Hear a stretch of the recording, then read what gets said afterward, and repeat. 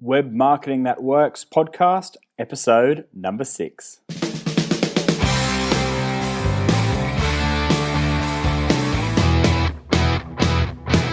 Welcome to the Web Marketing That Works podcast. Come behind the scenes of real-life marketing experiments and listen in as amazing guests confess the truth about what really works. Now, here are your hosts, Adam Franklin and Toby Jenkins. Hi there, it's Adam Franklin from the Web Marketing That Works podcast, joined as always by our co-host Toby Jenkins. How are you, Toby? Good, thanks, Ads. Hi, everyone. This is the show for people like you who love marketing on the web. You'll be taken behind the scenes of real-life marketing experiments. We look at the good, the bad, and the ugly. We confess what's failed and reveal the truth about what really works. This show is brought to you by our new book, Web Marketing That Works, and specifically the bonus templates that go with it. So jump on over to bluewiremedia.com.au/book to download the 33 free templates. And a very big shout out to those listeners that left us a 5-star review. Thank you to Sean Bowes, Pat Jerry, Tom Oakley, Tom Bebbington, and Peter Downs. As you may know, we launched the podcast on iTunes last week, and we kicked off with 5 shows. And thanks to the support of listeners like you, in the first 24 hours, we not only got onto the new and noteworthy, but we were also the number 1 podcast in business, as well as the number 1 podcast in the subcategory of management and marketing. And surprisingly and excitingly, the 5th top podcast on all of iTunes. So thank you very much for your support, and thank you for the 5-star reviews as well. Our goal is to continue delivering actionable advice through the podcasts. Thanks so much, everyone. Really appreciate the support on that. And the guest for today's show is a fellow Australian called Glenn Murray. And it's exciting because in today's episode, we go back in time and discover not only his SEO journey, but also how he met Pro Blogger, aka Darren Rouse. And we also dive into Glenn's love of Google+, and we discuss whether it's one of the right platforms for you to be on. So how about we get on with the show, Tobes? Sounds good. Hello, listeners, and welcome to the Web Marketing That Works podcast. My name is Adam Franklin, and I have the very great pleasure of being joined by Glenn Murray. Thanks for joining us, Glenn. G'day, Adam. How's it going? Really well, thanks. So, listeners, I'll introduce Glenn. Glenn is a friend of mine, but he is a specialist website copywriter and the author of SEO Secrets and Practical SEO Copywriting. He runs an Australian copywriting studio, Divine Right, and over his 20-year career, he's worked for some of the world's biggest brands, including Toyota, IBM, Virgin, Honeywell, Westpac, Commonwealth Bank, Telstra, and Big Pond. Prior to starting Divine Right, Glenn worked as a technical writer in the software industry for 9 years, writing manuals and online help. He has a Master of Arts in International Communication and a Bachelor of Arts in English Literature and Linguistics. He's a father of 3, an opportunistic reader, a bit of a geek, and when time permits, a runner. For more information, check out divineright.com.au. Now, Glenn, that's a detailed introduction. I just wanted to add in personally that I first met Glenn when I couldn't be found on Google. So my own business, Blue Wire Media, we could not be found in the first 10 pages of Google. And I turned to the internet and I was looking for SEO help because I just simply didn't understand how it all worked. And Glenn Murray's book, SEO Secrets, just kept coming up and the reviews were all sensational and I just had to check it out. So I bought it, I love the book, I implemented what I learnt from Glenn's book, and within 3 to 6 months, we were on the first page of Google, up at number 3, and then within another 3 months, up to number 1 for terms like Web Design Brisbane. Now, this was back in 2009, so Glenn, thanks for the original insights through the book, and thanks for the friendship ever since. How have you been? Yeah, good. And thanks for the glowing introduction there. I think the SEO ebook has been an introduction for me to meet quite a few people, and certainly one of the biggest things I've learned in my career as a copywriter has been SEO, and one of the most important things. Because when I first started out in copywriting, I was like you, I was really struggling. I had no business coming in. In my first year, I made literally 1,000 cold calls on the phone, and quite a few of those turned into leads and eventually into clients. But overall, the hit rate was quite low. And when my wife fell pregnant, I ended up having to take a contract in the city of Sydney, and as a marketing coordinator, which was not a nice thing to happen. Since I'd just been running my own business for a little while, I felt like I'd kind of failed. But one of the things my boss there at the contract wanted me to help him with was his SEO. And I told him at the original interview, I didn't know how to do SEO per se. I knew how to do SEO copywriting. And he said, well, that's fine. Don't worry. We've got someone looking after the SEO. In broader terms, we just need you to do the copywriting. So when I came in on Monday, got ready for work, and he came over and he said, I changed my mind. I need you to do the SEO too. And I said, well, I don't know how. And he said, well, I'm paying you. Figure it out. So I learned in a very similar way to how you learned, Adam. I turned to the internet and found some people on some forums and some communities who would help me. And I wrote down everything I knew. And being an ex-technical writer, it was really important for me because that's kind of how I learned, by writing this stuff down. And eventually I had enough that I thought, hey, I could sell this. And actually, I thought I could. And I tried for about 6 or 8 months and failed dismally, and ended up giving the book away for about 3 years, simply because I had no idea how to sell stuff online. So it was during that giving away process that I met a lot of people, and this is before 2009. I think it's back in around 2003. But I met a lot of people in that process who were going through the same thing that I'd been through, and that was a big part of my social media learning experience as well, because I learned from personal experience how important it was to help people. I had both been helped and had helped others, and it was just not only personally gratifying, but really professionally rewarding. So the book, the SEO ebook, was a real focal point in the early part of my career as a copywriter. Well, that's very interesting to hear, Glenn, because I was just so overwhelmed by SEO before I understood it, and most of the blog posts that I saw on the internet were quite confusing and very jargony, and it just wasn't connecting with me in a way that I could actually understand and implement. And then when I read yours, it was actually written as if it was to a human being. And it was, whilst it did cover some technical areas because you need to with SEO, but it was just explained in layman's terms, which I just found so useful. And to learn, to have those learning curves fast tracked by someone who's been through the pain before, just makes such a difference. So for me, that was $79 very well spent. Glenn, can you give us a brief overview of your business? Yeah, sure, Adam. As you mentioned, I'm a website copywriter. I work from my home on the New South Wales Central Coast, just north of Sydney, about an hour and a half drive from Sydney. I work in a converted garage. It's nothing glamorous, and I'm a single operator. I've always been a single operator since I started the business in 2001. I've tried other models like outsourcing, but for me, the single operator business is the way to go. Nice. And Glenn, what would you say your web marketing philosophy is? Well, I think, at least from personal experience, what I think is most important about web marketing is that you share your knowledge freely.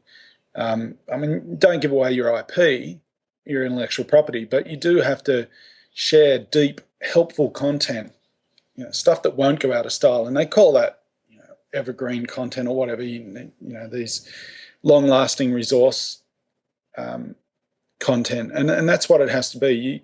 You can only get so much mileage out of the cheap and nasty, the stuff, the low-hanging fruit.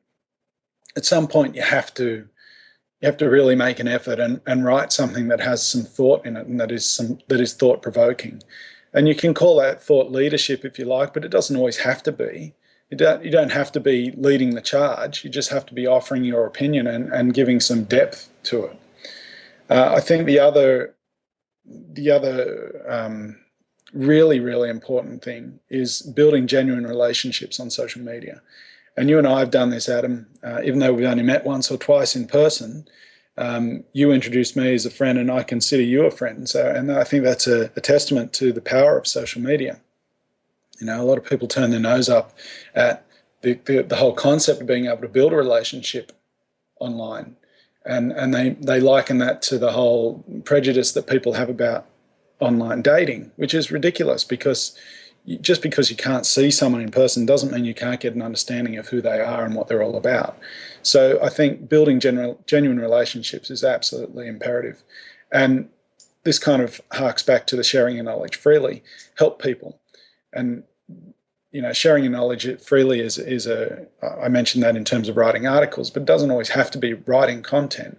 It can be answering people's questions or sharing their posts, commenting on their blog posts, sharing their social media updates, liking them or +1 their social media updates, answering tough questions that they ask, supporting them in debates, defending them when they're attacked. And I've seen that happen. A copywriter, and actually probably one of my biggest competitors, Kate Toon, has been attacked a couple of times online. Really ridiculous stuff. I won't say who it was, but he's a goose, and I just couldn't stand to see her unjustly attacked like that, and I did, rush to her defence. Not that she needed defending, but because she deserved it. So those sorts of things I think make for a real and genuine engagement online. Outside of that, you definitely have to give everything you do a really, really good, professional, polished web design or visual design. And that's not just your website. That's anything from proposals to your social media profiles. Even your photos have to be really polished. And once you've done all of that, obviously I have a bias, but I think it's a good idea to have your content professionally written. But I will say that if you don't do all of that, having your content professionally written is almost a complete waste of time, because no one will see it and no one will read it. If you don't share your knowledge, if you don't have deep, good relationships, if you don't help people, and you don't have a good design, people aren't going to feel compelled to read what you write. So you can pay the best copywriter in the world, but a lot of that money is just going to go down the drain. Yeah, some really interesting points there on the marketing philosophy. I mean, sharing that content has just been so phenomenal from my personal point of view as well. But the fact that you can get to know people so well through social media has been just so groundbreaking. Because when we both started our businesses, social media as we know it didn't exist. There was no Facebook or Twitter or Google+. But since that has sort of come onto the scene in the last sort of half a decade or so, the fact that you can actually, I feel, get to know people a hell of a lot better online almost than you can offline, because I was able to read your best thinking and your best work in the form of 2 ebooks, whereas that's probably not stuff. If we'd met face to face, say at the pub, it's unlikely that you would have sort of talked to me in great detail about the ins and outs of SEO over a beer. We would have got to know each other socially, but I wouldn't have had that appreciation of, 1, your knowledge, and 2, your ability to explain that to a layman like me. So I think the fact that you can see people's body of work online, assess them online, I think that's a whole new dimension to the relationships that can be formed offline and strengthened offline. Like we've been to the same conferences a few times and it's been fantastic. But I doubt that we would have had that same connection had we not necessarily had the opportunity, or had I not had the opportunity of reading all of your work up until that point. So really, really interesting how you introduced that idea of social media being a strong part of your marketing philosophy. Absolutely. Yeah, I mean, I couldn't agree more. If we met at the pub, we'd have probably had a few too many beers to actually say anything useful. And if we'd met at a networking event, the pressure to actually do this thing they call networking is overwhelming, I find, and it may be simply because I don't do it enough to be good at it, and I'm such a recluse here up on the Central Coast in my garage that I don't see that many people professionally in the real world. But I find professional networking events and conferences, while they have their place, I find them exhausting and overwhelming, and really, as you say, they don't give you the opportunity to really see people for who they are. They only give you the opportunity to see people for how well they can cope in that environment. It's a very forced and unnatural environment, I find, and I mean, I certainly find a lot of benefit to it, but only when I have, typically when I know who's going to be there and I can pick a few people who I'd really like to go out of my way to meet and to have a meaningful conversation with, as opposed to just, exchanging business cards with people and, that 30 seconds, a minute or whatever that you speak to people. It's really hard to gauge, what they're about, and it's hard for us, too, to actually convey what we're about too. So, having things like content online and ebooks and a blog and everything like that, people can know you before you meet face to face, and it just helps the relationship that much more, I believe. Exactly. But having said all of that, I went to an SEO conference. I think it was the first SEO conference I ever went to, and I met Darren Rouse, who's a pro blogger, and we got chatting, and I have to say he was the only decent presenter at that conference, and I told him that at the time, and afterwards we ended up co-writing an ebook together. So definitely conferences and networking events have their place, but for me personally, I find social media is far more enriching and rewarding and genuine. And did you know Darren in an online sense before? Had you heard of him before you met him at the conference? Never. Interesting. And he was big too, already big by then. Yeah. He was already Australia's leading blogger. He was already making a mozza out of it. So I just was ignorant. Interesting. And so, Glenn, what have been your major aha moments in your journey so far? Well, actually, it's funny that Darren came up, because it was Darren who gave me my biggest aha moments. Firstly, at that conference, I had never.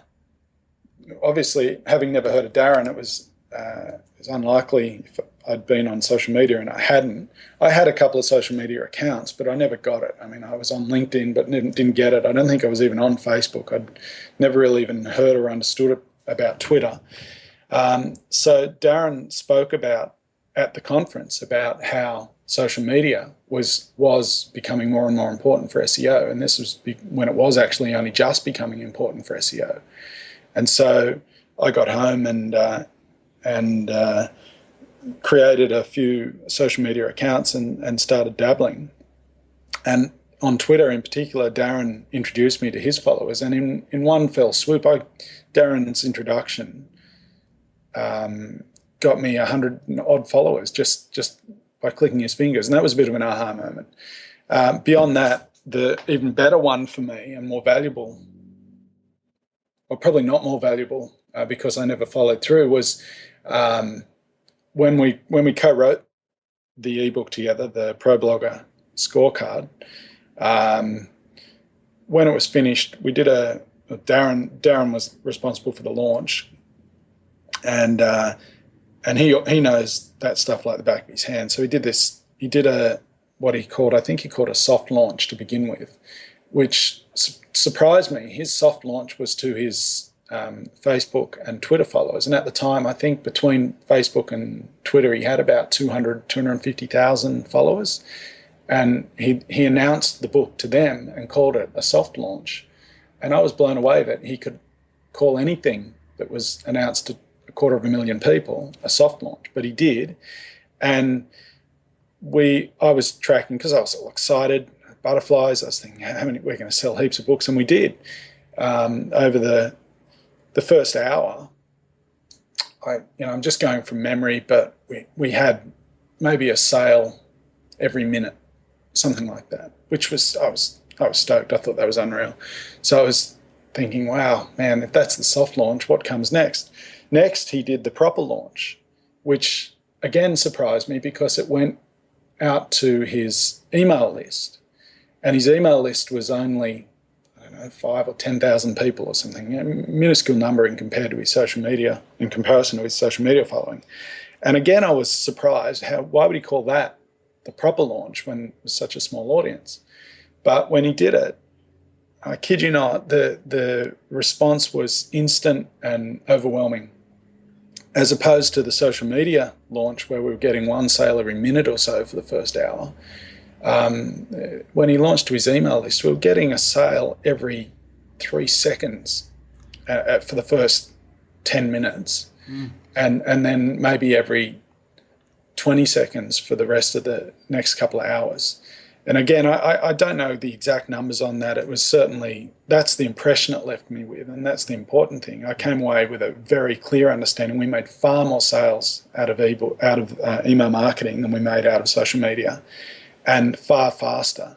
So it really showed me how important a good email list is.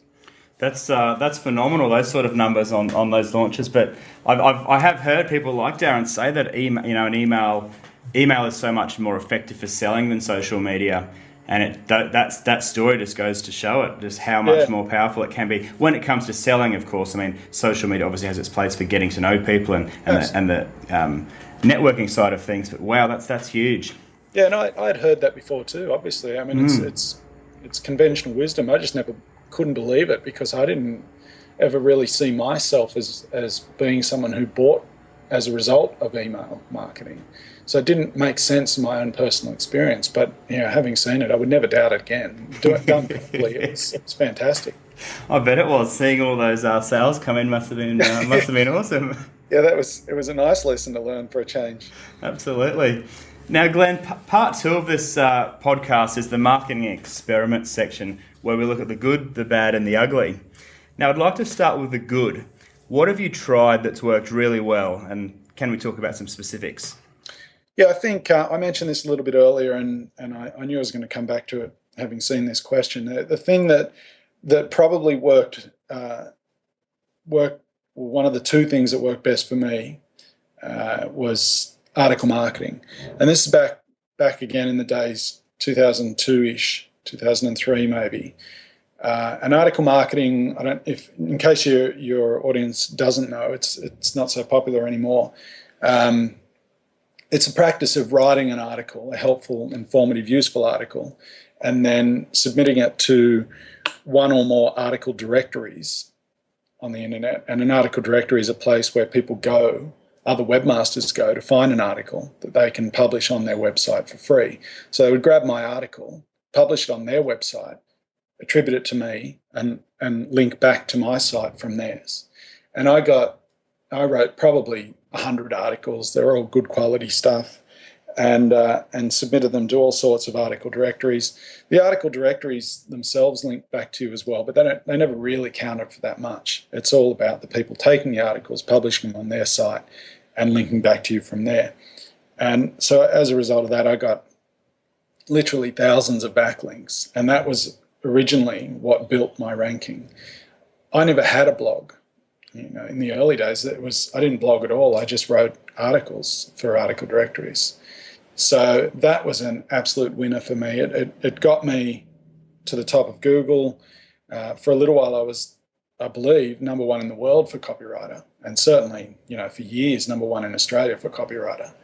And it took years for people to even get close to challenging that position because no one seemed to understand or want to understand SEO. So that was probably my biggest, and since then, obviously, the social media epiphany, understanding originally through Darren how important it was, and then doing it and seeing how rich and rewarding Twitter is. And since then, moving on from Twitter, I still use Twitter, but my preference is definitely Google+, and it's kind of an expansion of what I found in Twitter. It's kind of like a cross between Twitter and Facebook for me, Google+. It's the best social media platform I've ever used. So between the 2 of them, they are the experiments that I would say have worked the best, social media and article marketing. And how about the bad, Glenn? What's failed? What did you learn? And what might you have done differently? Well, I think probably the things that have failed for me haven't been so much marketing techniques as entrepreneurial attempts. I started a couple of different software ventures. One in article marketing. I planned and designed the software logic for a product to automatically distribute free reprint articles, like I was talking about, to all of the article directories, because there were about 100 odd useful article directories, and I used to have to manually submit each of my articles to each of those directories, and it just took forever. And there eventually popped up, some Indian service providers who would submit your article for $5 to all of them, but they didn't always do a good job, and it wasn't always an easy thing to do. So I planned the software, but it never got off the ground simply because I didn't have the resources. And another one was freecopywriting.com, which was a kind of an adaptation of the whole article marketing phenomenon, where instead of an article, making an article available for free republishing in return for a link, I wrote copy that you might use on your website, and I put it on freecopywriting.com, and it was all categorized. So if you were an IT company, you could go into the IT category and grab some web copy from that category that you could then put on your own website to promote your own product in return for a link back to my site.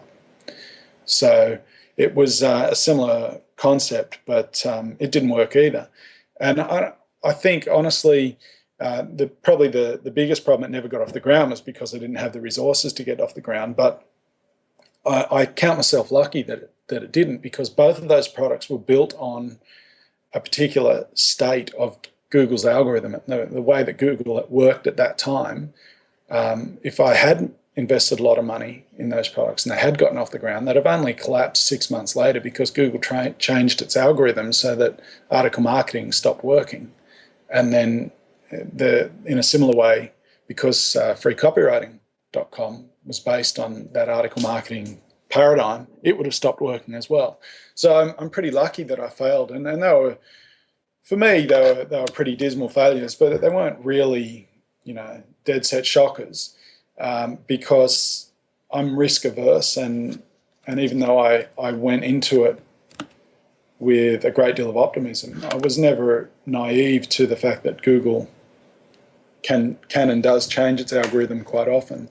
So in part, I was lucky that they didn't work, but in part, it was maybe because I was risk averse and because I was still at least a little bit smart that it didn't. Now, just on a little side note here, what do you make of Matt Cutz's recent bombshell that guest blogging won't be as effective? Is guest blogging destined for the path of article marketing, or is it a different story? Yeah, I think Matt Cutts' bombshell, as you call it, has caused a bit of a storm in a teacup, to be honest. I mean, there's no way in the world Google is going to disregard quality guest posts on someone's blog just because they're guest posts. It would be shooting itself in the foot. If it's good quality, it'll still work. What Matt's really saying is that all you people who are out there indiscriminately emailing 1,000 webmasters saying, I can guest post for you, and then hoping that will actually get you a high ranking, those people are in trouble, because Google's sniffing them out. And so for them, yes, it's the end of guest blogging. But for anyone else who does it properly, and I've guest blogged once on ProBlogger's site, and I've guest blogged on a couple of copywriter websites. I don't do it that often, but I was interviewed on the Balsamic website. They do wireframing prototyping tools. So those sorts of things where I was asked to, or offered to provide some useful information that would be helpful to their readers, and it was in depth and on topic and well written, and provoked quite a few comments. Those sorts of posts, why would Google punish them? Why would they penalize that? That's just not going to happen. So yes, It's true that guest blogging, as it's become, the spam guest blogging will go. But spam across the board is going to go. It's going to be harder and harder for the spammers to compete, to try to game Google. Okay, yeah, that makes perfect sense actually, because I mean, as a webmaster myself, or blog manager, whatever you want to call it, I you get a handful of those every single day from people who it doesn't have a company name, it doesn't have like a business email address or anything. It's all these spammy looking email addresses from people who are saying hi webmaster or hi friend or hi there. They haven't even bothered to look up who you are. So yeah, I can greetings of the day. Greetings of the day, yeah. I can see why Google's trying to stamp that out, because it's awfully annoying having all that spam come in. But I guess if it's good quality content and it's from a reputable person, so there's that real human relationship, then that makes perfect sense that Google would continue to reward that, because it's ultimately in the best interest of the people using the search engine, I guess. That's right. Now, Glenn, if you were starting from scratch, what would your advice be to people starting out? What would you do first? Well, I would definitely engage the best designer I could afford, and probably the best designer I couldn't afford, to create a brilliant website, to have the best website in my industry. Because few things tell your customer you are the best as well as the best website. And I've found through personal experience that it makes a massive difference to not only the number of clients you get, but the quality of clients you get. I would forget all social media platforms, but one or two. And for me, my preference is again, Google Plus, without a question, and Twitter. Otherwise, you're just spreading yourself too thin, and you start second guessing yourself. Should I be posting it here and here and here and here? No, because if you do it everywhere, people, they kind of can tell as well, but you tend to offer less in terms of perspective and less of yourself when you're going to every conceivable social media platform. Glenn, what's next on the marketing front for you? Well, I don't know that next is even the way I would say it. It's just, what are you going to continue with more than anything? I mean, SEO has always been my main tactic, and it's always worked well for me. And I believe that Google Plus is the future of SEO. You've probably heard this, your audience has probably heard this, and they may or may not see why that's the case or agree that that's the case. But I'll give you a bit of a rundown about why I think it is. Google already shows your profile picture next to your search result in the SERPs. So, I mean, that assuming you've set things up correctly, you've linked your website or your blog back to your Google Plus profile, and assuming your quality of your content is good, you get a little picture there when you appear in the rankings. Your picture will appear next to the snippet. But that's just the start of it, and that's pretty good, because you get much better click-through with your picture next to it, and that's all because of Google Plus. But that's just the start, because Google actually has a patent called the agent rank algorithm, and SEOs call it author rank, but it's really called agent rank. And what that does, it's a way for Google to, I suppose, prejudge the authority of anything you write by looking at other things you've written, and by looking at your Google Plus profile and seeing how many followers you have, how many shares you have, how many plus ones you get, how quickly you get them, and the relevance of all of those followers and those shares. So when it looks at everything you've written in the past and how you're progressing on Google Plus, it uses that as an indicator of your authority and says, okay, well, if you've got an authoritative Google Plus profile and you've written stuff in the past that's ranked well for sites that rank well, then your new stuff should probably rank well too. Now, it's not actually, according to all the experts, it's not actually doing that yet, but it certainly has a patent to do that. So Google doesn't waste time or money, and eventually it will do that, not just because they have a patent, but because it makes sense. It's one of the hardest things to game in the system is actual authority of a person. Yeah, it's pretty hard to fake being a consistently excellent writer that a lot of people share and link back to, isn't it? That's right. You can't fake being Rand Fishkin, for instance, and being the authority on SEO, or Matt Cutts for that matter, or yourself on web marketing. Authority is one of the very few things you can't fake. So yeah, as a result of that, I'm convinced that Google Plus is the way forward, and I spend all of my time, or nearly all my social media time, on Google Plus, and that's where I plan to continue spending my time. Now, part 3 of the podcast, Glenn, is where we dive deep into one specific area.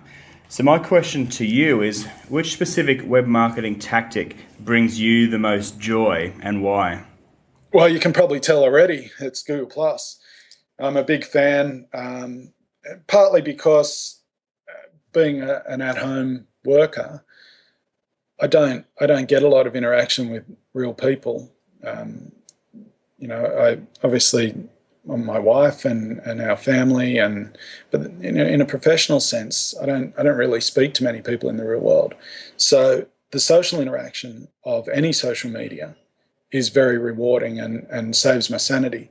Google Plus, I find, is better than other platforms because it's excellent for having long and in-depth conversations and easier to track. It's easier to track those conversations, and it's also easier to meet and listen to interesting, authoritative, credible people, because you've got things like communities, and I just find that it's easier to control what you see in your stream and what other people or who sees who you broadcast your messages to, and then long conversations are easy to have. Whereas on Twitter, it's very easy to lose track of a conversation. You can have 3 threads going at once, and that can get quite confusing.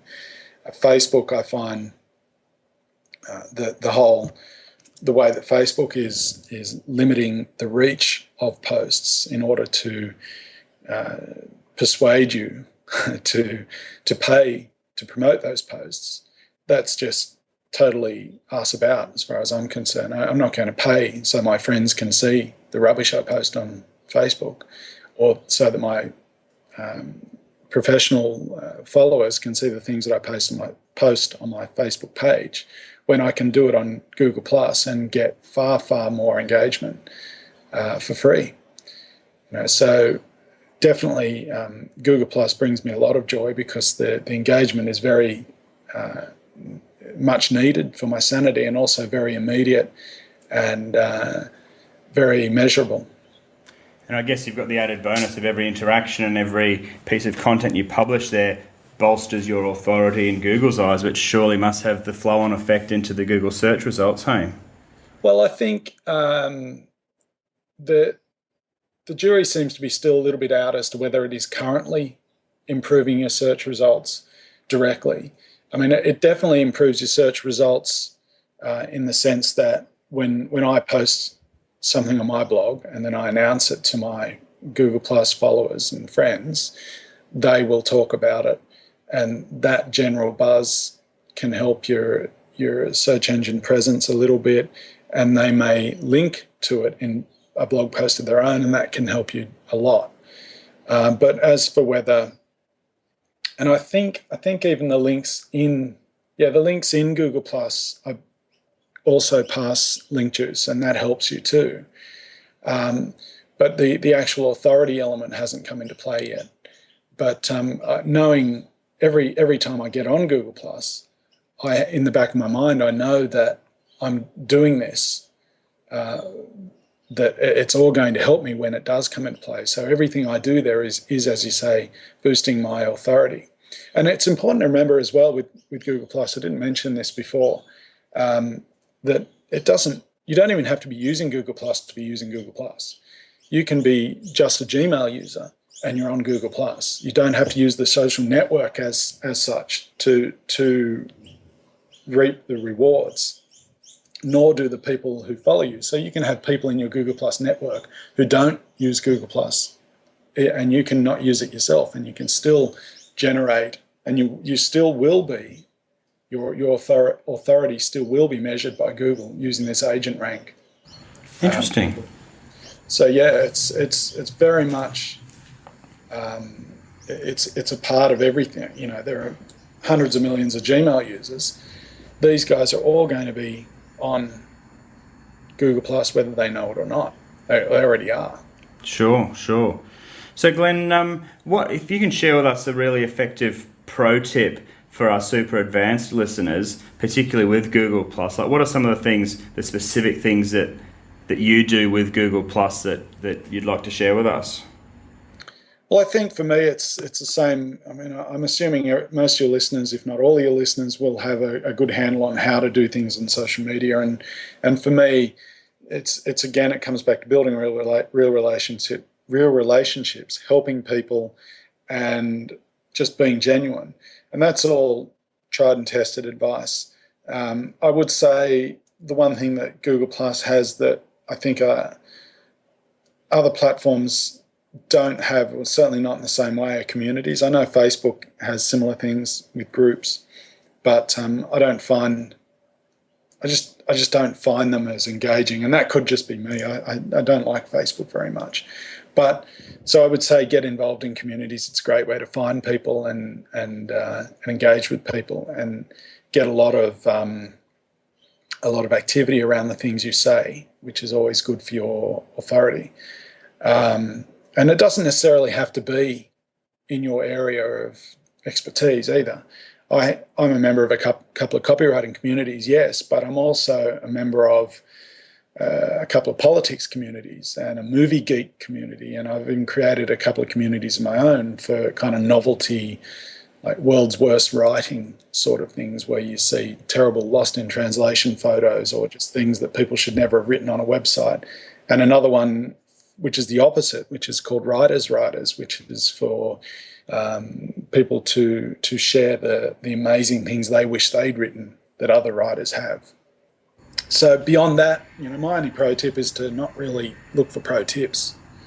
I think that there aren't really any secrets in web marketing. You just have to learn the basics and do them well. If you start chasing the latest and greatest in anything, you'll end up just chasing your tail. Very well said. Very well said. Now, Glenn, I've learnt a lot from you. Who have you learnt a lot from over the years, either in person or via their public work? Well, you know, at the risk of sounding like I'm pissing in your pocket, you definitely. Your professionalism and your persistence and dedication and the way you present yourself as, you know, it's almost celebrity marketing from the way I see it. And I know I could never do it, but I've learned a lot about the way you do it. It's shown me a lot about what's possible, just not possible for me. Darren Rouse, definitely, who again, pro blogger, just his general social media approach and again that aha moment with email marketing. Rand Fishkin of Moz, used to be SEO Moz, and Fred Shabesta of finder.com.au. They both go big. They're not scared to try, and that's kind of inspirational. And of course, for me, Noam Chomsky, who's a linguist, but more importantly, a political commentator and social commentator who wrote probably my favorite book, The Understanding Power, which is all about how information flows across media and how that reflects power flows around the world. So these people, none of them are in copywriting, funnily enough. But I think that's one of the important things. It's important not to get too focused on your own area of expertise. Yes, in your content on your site, you've got to stick to the point. But in social media, I think you can range a little bit further than that and still enjoy the benefits. Yeah. Okay. There's. I mean, And so many of the different areas, I guess, begin to converge after a while. Hey, like copywriting turned into SEO quite easily, and SEO, blends over into social media and Google Plus quite easily. And it's hard to just stay completely focused on one area because they overlap so well with other areas. And I mean, even just as you say, looking outside the entire web marketing industry, there's so many inspirations that you can find completely unrelated.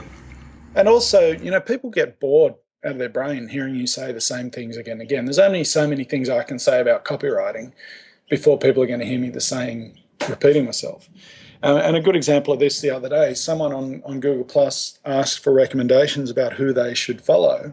They said, tell me who the best engagers are on Google Plus. And I don't want to hear people who are just talking about Google Plus and social media. And this is a mistake a lot of people make getting onto social media. They discover it for themselves and become somewhat of an expert in their own lunchbox, and then they want to just talk about that the whole time, and everyone gets really sick of it. And it's really happening a lot in SEO. And I think partly because people are using it to bolster their own search ranking, and they're trying to stay on topic, and that's the thing they know most about, and they think that everyone else there wants to know about it. It seems to be self-perpetuating, but I'm finding more and more that I'm paying less and less attention to those sorts of posts and starting to pay more and more attention to the things that really matter in the world.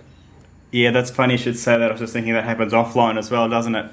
Yeah. People thinking they're legends in their own lunchbox and talking about themselves the entire time and how boring that can be. Yeah. So Glenn, are there any closing thoughts or final pieces of advice for our listeners that you haven't got off your chest yet? I've gotten a lot off my chest. No, I think I pretty much said everything. I think just to summarize, be yourself, create great content, show personality in your content. I didn't mention that, but that's important. Foster real relationships in social media and offline, as you do, Adam. And be prepared. Unfortunately, be prepared to invest a lot of time for a long time, because it will take that. It's hard work, and it's not going to come quickly. Ain't that the truth? Now, Yes. Now, Glenn, how can listeners connect with you? Well, not surprisingly, Google Plus is my platform of choice, and if you want to find me there, I am /plus Glenn Murray Copywriter. That's GLENNMURRAY Copywriter. And on Twitter, I am DivineWrite. That's DIVINEWRITE. Awesome. I'll put all those details in the show notes, Glenn. And I also encourage listeners to check out SEO Secrets, the ebook, and also Practical SEO Copywriting. Learn everything that Glenn has learnt over his career. I've had tremendous value from both of those ebooks, and I can't recommend them highly enough. I'll put links to them in the show notes as well. Glenn, have a great day, and thank you so much for joining us. You too, mate. Sorry for talking your ear off. I enjoyed it. I could speak to you all day, but we'll have to call it a wrap. Thanks, mate. Speak to you soon. All right, see ya. See you later. And there we are, the interview with our good friend Glenn Murray. I really liked how he shared the story of his product launch with Darren Rouse, aka Pro Blogger, and his soft launch on social media, and then how that was just blown away completely by his hard launch using email marketing. And a nice timely reminder, I guess, of the fact that email really is a lot of marketers' preferred channel when it comes to actually making sales. Of course, social media is very good for getting to know people and being social, but email still by far the most powerful way to be making sales. Yeah, thank you so much to Glenn for coming on the show. And as always, the show's been brought to you by Web Marketing That Works, our book, and specifically the bonus 33 free templates that go with it. So if you're keen to download those templates, please jump over to bluewiremedia.com.au/book. And ads, just before we wrap up the show, I mean, certainly one of the questions I am asked quite frequently is, do I use Google Plus and should I be on it? What do you think? It's a good question. A couple of years ago, or probably 12 months ago, I would have said, nah, don't really worry about it. But these days, I can honestly say that whether you're a experienced marketer or even just starting out, Google Plus is a very important social network to be on. And the reason I say that is because, one, it has such powerful correlation to what actually happens on Google itself, the search engine, and the more active you can be and the bigger audience you can amass on Google+, the more that is, I'm sure, bound to play out favorably with search results. But the other reason I say it, Tobes, is because social networks like Facebook are making it harder and harder for us to actually interact and connect with the people that we call fans, the people that opt in to, receive updates from us. They're making it hard by forcing us to pay money to promote our posts and to boost our content, which is driving a lot of marketers away from the platform. And the reason why Google Plus is so appealing is because it is still totally free, and I totally expect it to stay that way, because Facebook is, they're both are public companies, Google and Facebook, but Google makes all of its money through AdWords, and that's not going to change, whereas Facebook is still trying to work out how it monetizes its audience. And I think it seems to be going more down the path of charging business owners to reach their own fans, which I know from my own personal experience, I don't particularly enjoy that. So I'm making personally a much bigger push onto Google Plus as well. Yeah, interesting. I guess I've certainly seen a whole lot more people sort of trying to connect and actively connecting on Google Plus, and there's no doubt that it's increased in popularity and relevance in the last particularly 6 to 12 months. So yeah, it'll be interesting to see how these play out in terms of which platform ends up, owning the market share. I guess Facebook's got it for the time being, but who knows what's next, hey? Yeah, totally. It would you would never bet against Google, and I'm certainly enjoying being on Google Plus. Cool. Well, listeners, as always, the intent is to deliver actionable advice to you guys, and so your feedback and questions are very welcome. So please let us know via email or Twitter or Google Plus, actually, if you want. My email address is toby.jenkins@bluewiremedia.com.au, and on Twitter I am at Toby_Jenkins. Ads? Adam.franklin@bluewiremedia.com.au or at Franklin_Adam on Twitter. We do look forward to hearing from you guys, and if you have enjoyed the show, it would be very much appreciated if you could leave an honest review on iTunes, and we will aim to give a shout out to all the listeners that leave us a 5-star review. So thank you for tuning in, and we will see you next time. Thanks, everyone.